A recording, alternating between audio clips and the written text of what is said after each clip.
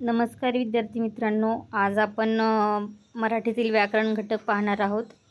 एका शब्दाबद्दल शब्दसमूह. हे दिसायला जरी छोटे शब्दसमूह असले तरी पेपरमध्ये आपल्याला हमखास येतातच आणि पटकन आपल्याला मार्क गेन करणारे, मार्क मिळवून देणारे हे शब्दसमूह आहेत. आणि मी हे जे शब्दसमूह घेतलेले आहेत हे अत्यंत महत्त्वाचे आहेत.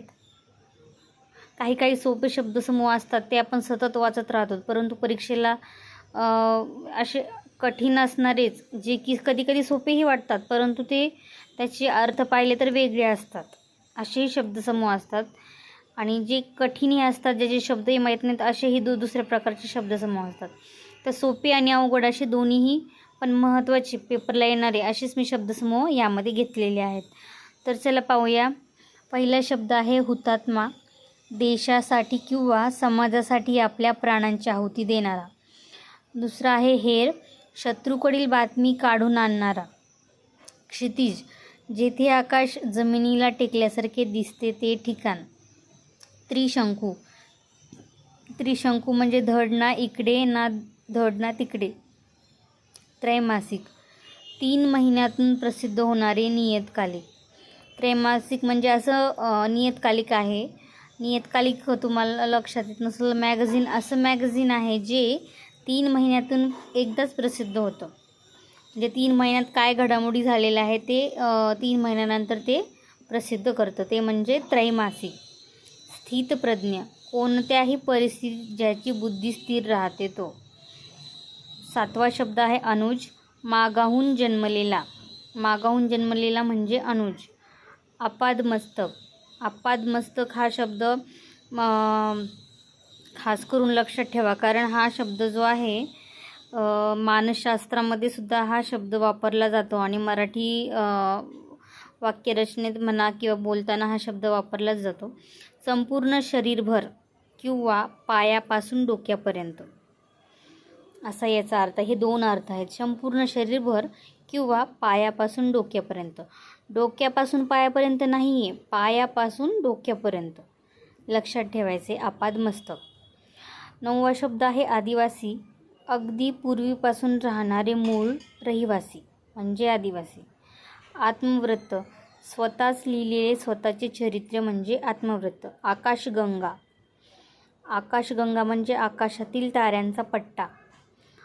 सेतू हिमाचल. हिमालयापासून कन्याकुमारीपर्यंत. तर पुढचे महत्त्वाचे शब्दसमूह आपण पाहूया. अर्धचंद्र. अर्धचंद्र म्हणजे हकालपट्टी करणे. आंतरराष्ट्रीय. राष्ट्रांमधील.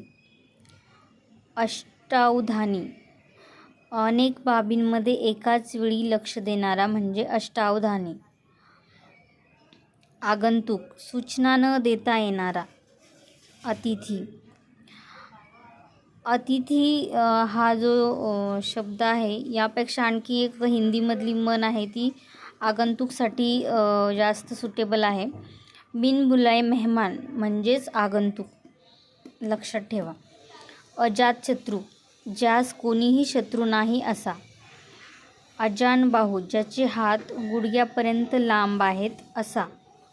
अन्योक्ती. एकाला उद्देशून दुसऱ्याला बोलणे म्हणजेच अन्योक्ती. अन्योक्तीसाठी मराठीमध्ये म्हण आहे लेकी बोले सुने लागे म्हणजेच अन्योक्ती प्रकार आहे बोलण्याचा.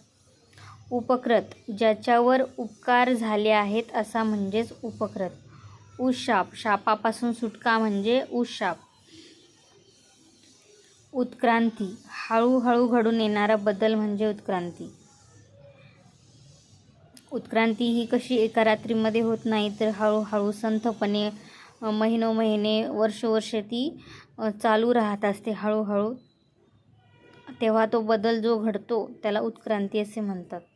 उपऱ्या. घरदार नसलेला म्हणजेच उपऱ्या. उत्तरायण. सूर्याचे उत्तरेकडे सरकणे म्हणजे उत्तरायण.